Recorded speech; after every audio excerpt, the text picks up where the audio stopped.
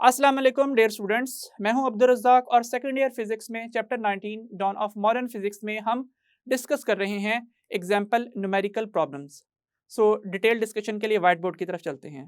Chapter 8 lecture 8.21।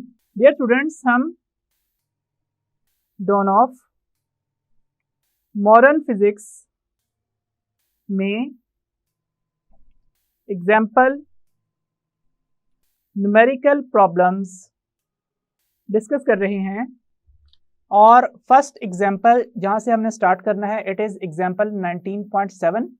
Statement है a 50 kilo electron volt photon is Compton scattered by a quasi free electron. Quasi free का मतलब होता है almost free, जैसे कि आउटर मोस्ट शेल में वैलेंस इलेक्ट्रॉन होता है। If the scattered photon comes off at 45 degree what is its wavelength. So सबसे पहले हम हेडिंग बनाते हैं गिवन डेटा की। इस हेडिंग के अंदर हमने सबसे पहले लिखनी है energy of the incident photon is equal to E is equal to 50 kilo electron volt. So हमने इस वैल्यू को SI यूनिट्स में कन्वर्ट करना है सॉल्यूशन के लिए। सबसे पहले तो किलो की जगह पे 10⁻³ सब्स्टिट्यूट कीजिए, बाकी रह गया इलेक्ट्रॉन वोल्ट। अब इलेक्ट्रॉन के चार्ज की जगह पे उसकी वैल्यू सब्स्टिट्यूट कर लीजिए 1.6 इंटू 10⁻⁻19 कूलम और साथ मौजूद है वोल्ट। अब हम इस expression U is equal to QV से जानते हैं कि कूलम इंटू वोल्ट को हम जूल लिख सकते हैं। सो नेक्स्ट स्टेप में ये टर्म जूल बन जाएगी और हमने 50 को 1.6 से मल्टीप्लाई करना है। हम ये बात जानते हैं कि जब हम 16 को 5 से मल्टीप्लाई करें तो 80 आंसर आता है। सो अगर हम 1.6 को 50 से मल्टीप्लाई करेंगे तो भी आंसर 80 ही आएगा। और साथ 10⁻⁻ यहाँ पे मौजूद 3 और यहाँ पे मौजूद -19 इस तरह से ऐड हो जाएगा और एनर्जी का आंसर आ जाएगा जूल्स में। सो इस तरीके से एनर्जी E की वैल्यू क्या हुई 80 इंटू 10⁻⁻16 जूल्स। नेक्स्ट यहाँ पे स्कैटरिंग एंगल दिया हुआ है। सो हम डिस्क्राइब कर लेते हैं इसको। Angle of scattering of the incident photon is equal to theta is equal to 45 degrees.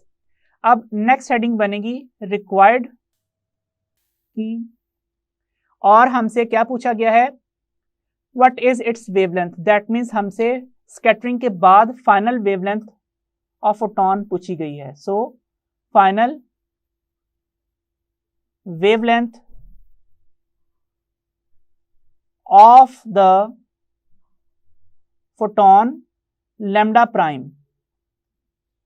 सो अब हम चलते हैं सॉल्यूशन की तरफ। सबसे पहले तो हमें फाइंड आउट करनी पड़ेगी wavelength of incident photon. So for wavelength of the incident photon using Planck's law, और प्लैंक्स लॉ क्या है it is E is equal to HF या फिर HC बाय लैम्डा।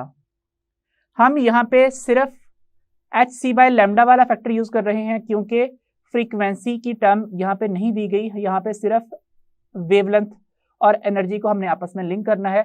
कॉम्पटन्स इफेक्ट के एक्सप्रेशन में जो फाइनली हमने डिस्कस किया था उसमें फ्रीक्वेंसी मौजूद नहीं है। So by rearranging we get, अब वेवलेंथ इक्वेशन की लेफ्ट साइड पे आके मल्टीप्लाई हो जाएगी और एनर्जी वाली टर्म इक्वेशन की लेफ्ट साइड पे आके डिवाइड हो जाएगी। एक्सप्रेशन बन जाएगा lambda is equal to HC by E। So by substituting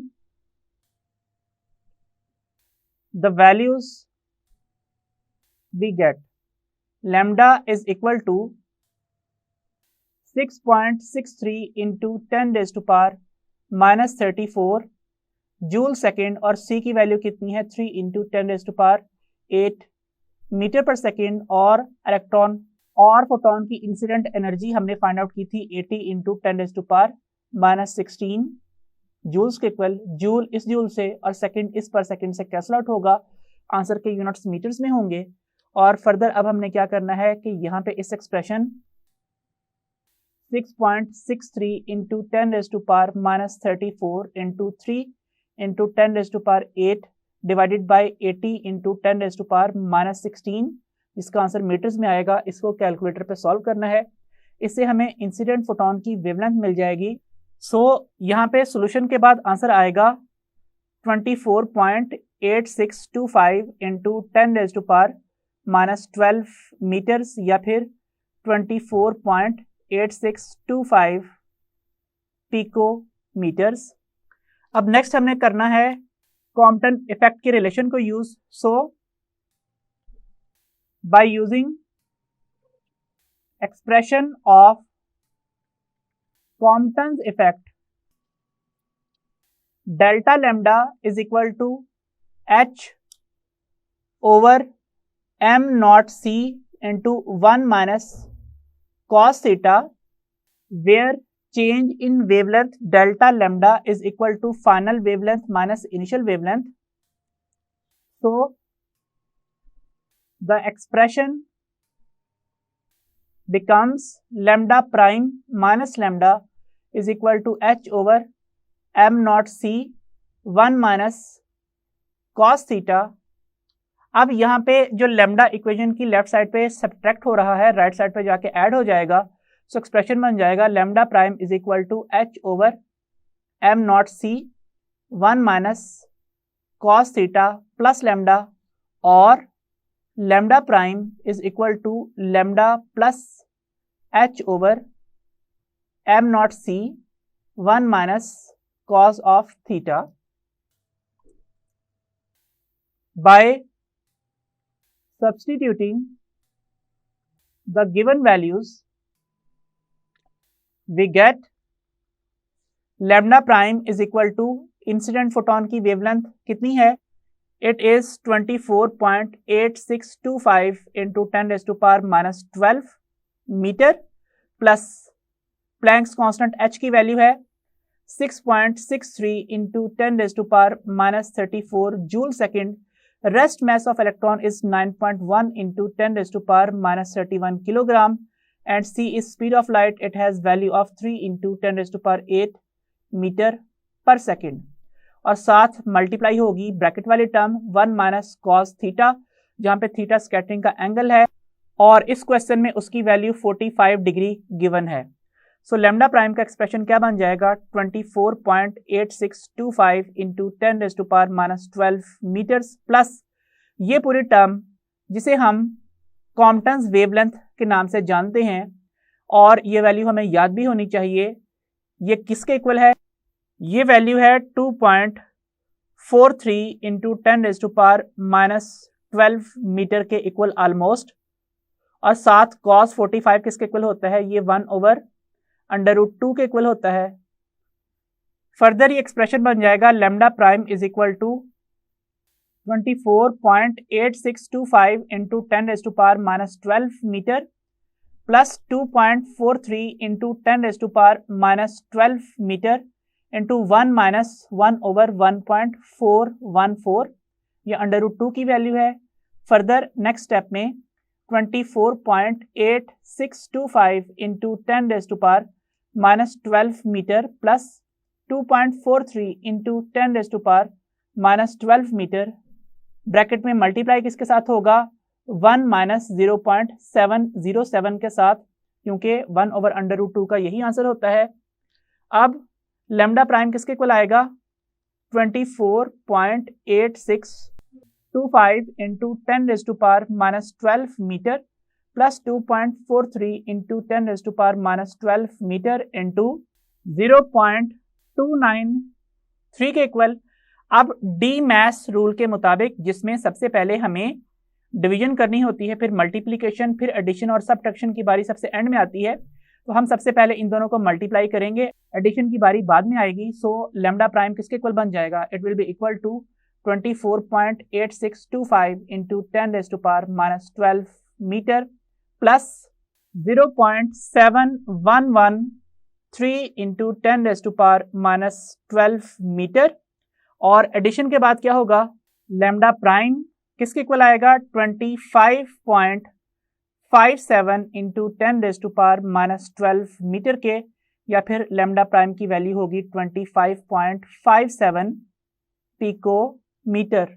अगर आप इस आंसर को नैनोमीटर में लिखना चाहें तो फिर क्या करना है, लैम्डा प्राइम जो कि 25.57 into 10 raise to power minus 12 metre के इक्वल है, उसमें इस पावर में 0 ऐड कर दें या फिर +9 और -9 कर दें।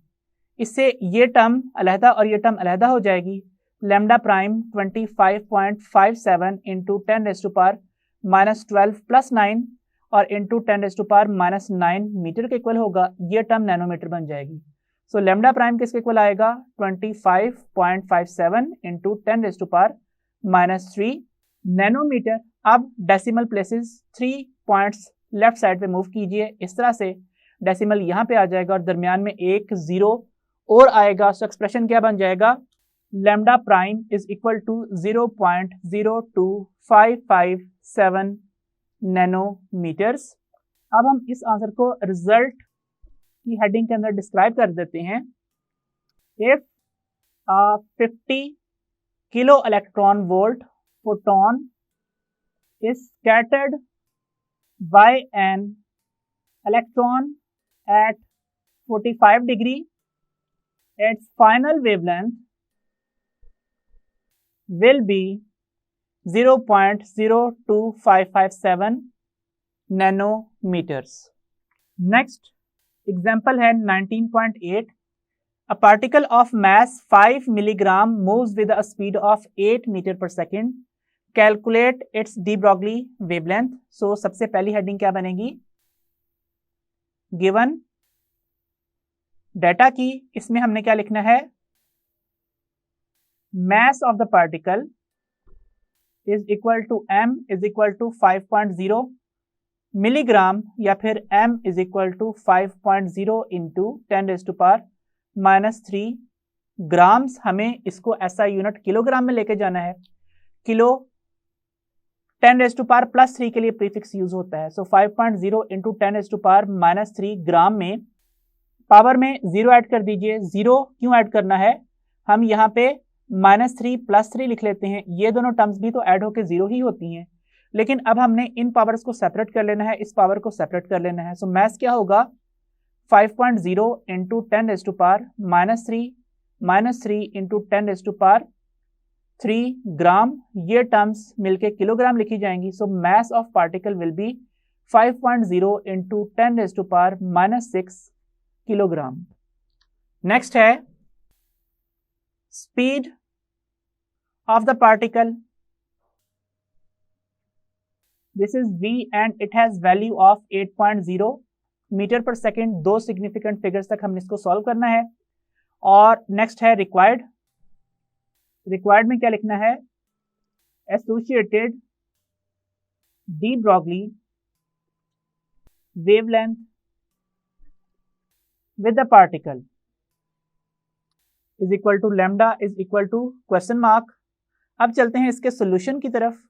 Using expression of de Broglie wavelength, lambda is equal to h over mv by substituting the given values in above expression. We get lambda is equal to 6.63 into 10 raised to power -34 joule second divided by mass of particle, that is 5.0 into 10 raised to power -6 kilogram, and velocity it is 8.0 meter per second. So lambda is equal to 6.63 into 10 raised to power -34 divided by 5 8s are क्या होते हैं, 5 8s are 40 दो significant figure के साथ और 7 10⁻⁻⁶ है। Units हैं joule second, इस सेकंड को भी न्यूमरेटर में लिख दीजिए सेकंड, और यहाँ पे मौजूद है किलोग्राम और मीटर।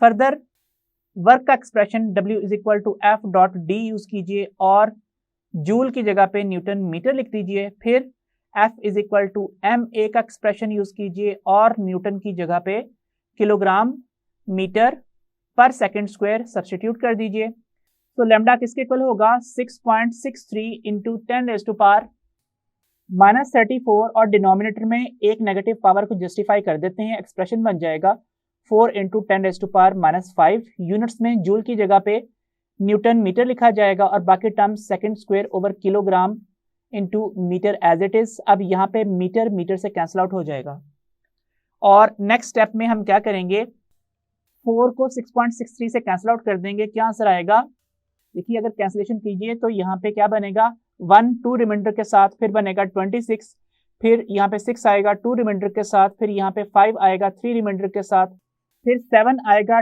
2 रिमाइंडर के साथ और फिर 5 आ जाएगा। सो यहाँ पे एक्सप्रेशन कैंसिलेशन के बाद बन रहा है 1.6575 इंटू 10⁻⁻34 और ये पावर ऊपर जाके प्लस हो जाएगी, +5 लिखी जाएगी। न्यूटन की जगह पे kilogram metre per second square put कीजिए और बाकी second square over kilogram as it is. Kilogram kilogram से और सेकंड स्क्वायर से कट जाएगा, मीटर में हमारा आंसर आएगा।